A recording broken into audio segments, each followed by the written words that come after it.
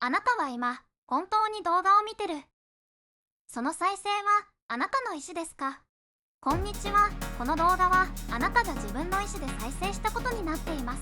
本当に、そうですか？スマホを開いて、なんとなく目に入って、再生ボタンに指が触れた。でもその瞬間、見ようと決めたのは、誰だったんでしょう？あなたがそう思ったのか、それとも思わされたのか。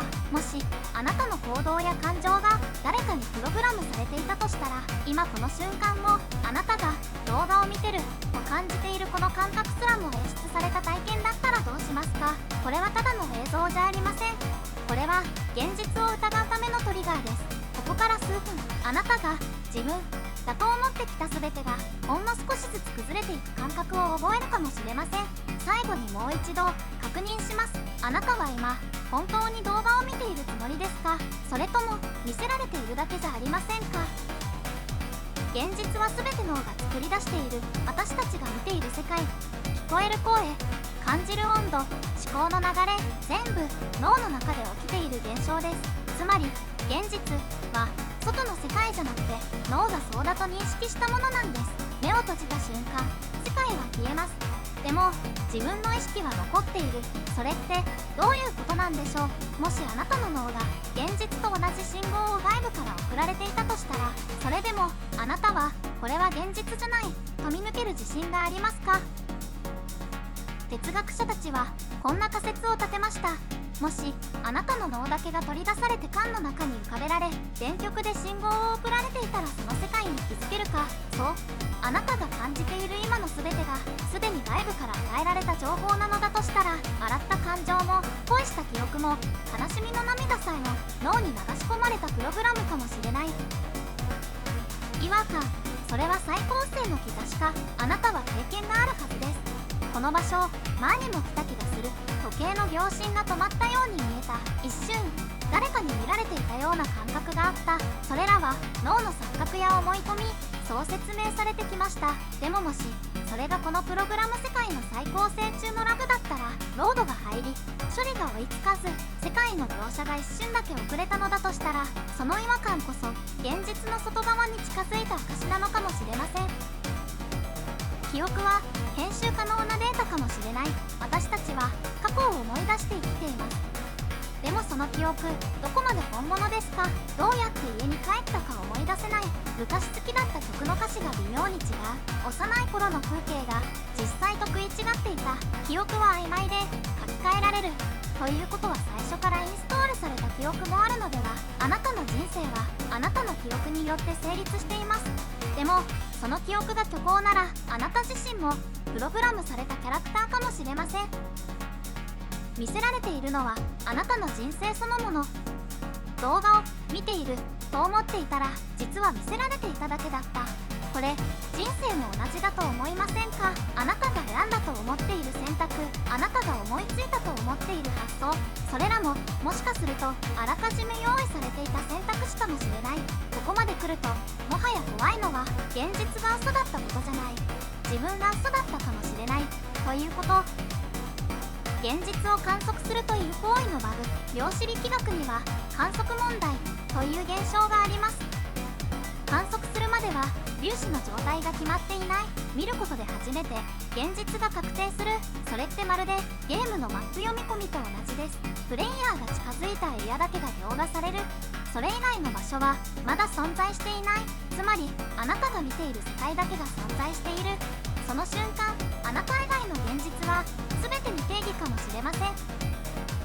この世界に設計者がいるとしたら、誰がこの世界を作ったのか、それが最大の謎です。未来の出会い、高度な文明、神、もしかすると答えは全て正しいかもしれません。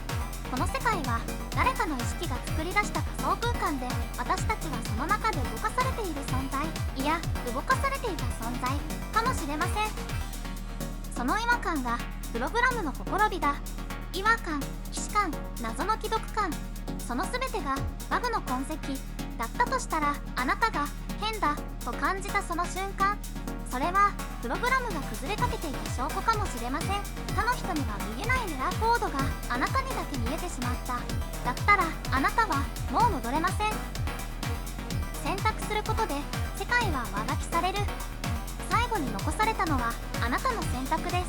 この現実を信じるのか、それとも疑い続けるのか。たった1秒の思考が世界のコードを書き換えるかもしれない。次にあなたが取る行動、その選択が全てを決めます。では聞かせてください。あなたは今本当に動画を見ていましたか？それともそう思わされていただけ？選ぶのはあなたです。あなた以外の人間は本当に存在していますか？今日すれ違った人の顔、あなたはどれくらい正確に思い出せますか？誰かと話している時と、この人本当に実在してるんだろうかと違和感を覚えたことはありませんか？この世界が仮想現実だとしたら、目の前の他人もまたあなたにそう見えるように生成された存在かもしれません。もしそうなら、あなたの恋人、友人、家族さえもあなたの記憶の中にしか存在していない可能性もあるのです。ある哲学者は言いました。他人の意識は観測できない以上仮定でしかないと。あなたが見ている誰かの存在は本当にその人自身のものですか？それともあなたにそう見える情報の塊ですか？時間もまたただの処理順かもしれない。過去があって現在があって未来がある。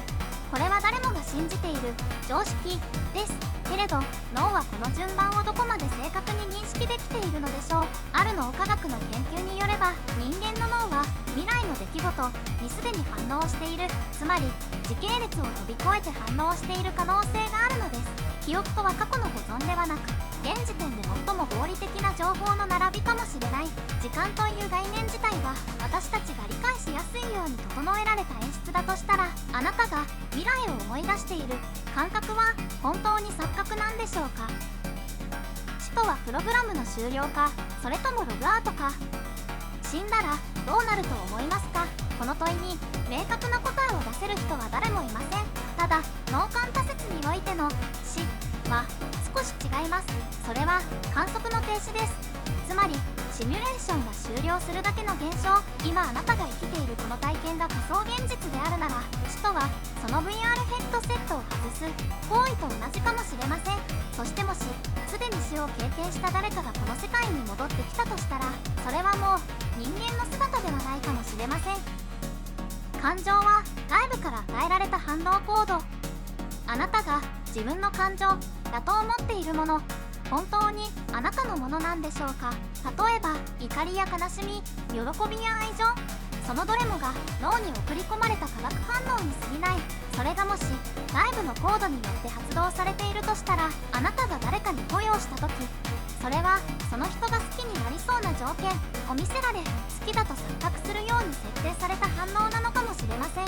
つまりあなたが何かを感じるという行為すらプログラムされている。自分の感情さえも疑わなくてはいけない世界、そこに本物は存在するのでしょうか？ここまで見たあなたはもう完成している。ここまで聞いてしまったあなたはすでに現実の裏側に触れています。この思考はウイルスのように広がります。日常の中の些細な違和感が全て意味のあるバグに見え始める。電車の窓に映る自分が一瞬別人のように見えたこと、同じ数字ばかり目に入ってくる日、人の声がずれて聞こえたこと、それらはもうただの偶然ではないかもしれません。この動画を見ているあなたの脳はすでに揺れている。ようこそ選ばれた側へ。もう元の世界には戻れません。君も気づいてしまったんですね、この世界の違和感。でもご安心ください。それはあなたの感覚が正しかった証拠です。このチャンネルはそんな違和感の正体をあなたと一緒に暴いていく場所です。一度そのバグに気づいてしまえば、もう元の視点には戻れません。けれど暴いたと思った瞬間にまた付けの違和感が現れる。終わりはありません。でもだからこそ面白い。気づいたあなたにだけ世界の裏側が見え続ける。もしこの感覚に共鳴したなら、ぜひチャンネル登録と高評価お願いします。それが次の違和感を暴くための力になりますから、次の違和感でまたお会いしましょう。